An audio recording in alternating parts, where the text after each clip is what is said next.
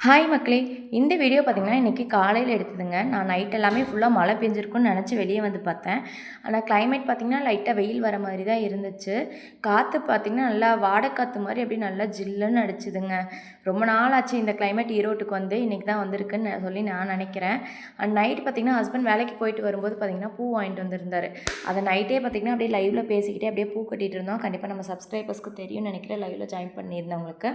And நான் எப்பவுமே பார்த்தீங்கன்னா, காலையில எந்திரிச்சதுமே ஃபஸ்ட்டு வேலை பார்த்தீங்கன்னா, அரிசி ஊற வச்சுருவேன். நல்லா ஊறும்போது பார்த்தீங்கன்னா, சாப்பாடு நல்லா கொஞ்சம் குவான்டிட்டி அதிகமாக இருக்க மாரி நான் ஃபீல் பண்ணேன். அரிசி எல்லாமே ஊற வச்சுட்டேன். அவங்க 2 பேரும் பார்த்தீங்கன்னா, பையனும் அவங்க அப்பாவும் தூங்கிட்டு இருந்தாங்க.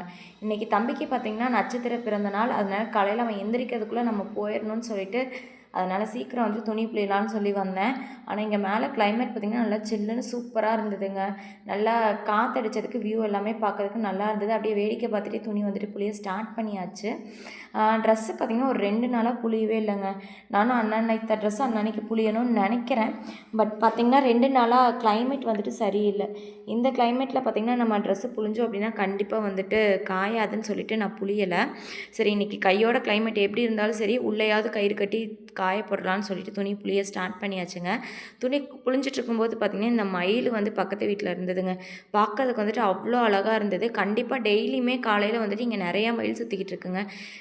துணியெல்லாம் 2 நாளத்து துணிங்கிறதுனால பயங்கரமாக இருந்தது. என்னால் டப்பாவில் வச்சு தூக்கிட்டு போக முடியாது.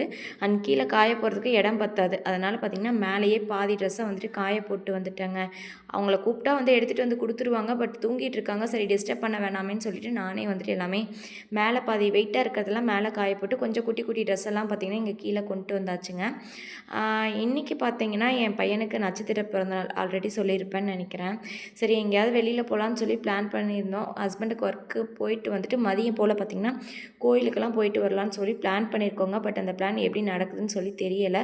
துணி எல்லாமே காய போட்டாச்சு. சரி அதுக்கப்புறம் பார்த்திங்கன்னா நம்ம லைவில் பேசிக்கிட்டே சமையல் வேலையுமே முடிச்சாச்சுங்க. லைவ் முடிக்கவே கிட்டத்தட்ட 10:30 போல் ஆயிடுச்சுங்க. இன்றைக்கி சமையல் வந்துட்டு பார்த்திங்கன்னா ரொம்ப சிம்பிளாக தான். ஏன்னா ஹஸ்பண்ட் ஒர்க்குக்கு போயிட்டாரு அப்படின்னா சாப்பாடு அப்படியே மிச்சமாயிடுது. நான் தான் டெய்லி பழைய சாப்பாடு சாப்பிட்டு கீழே கொட்டிக்கிட்டு இருக்கேன்.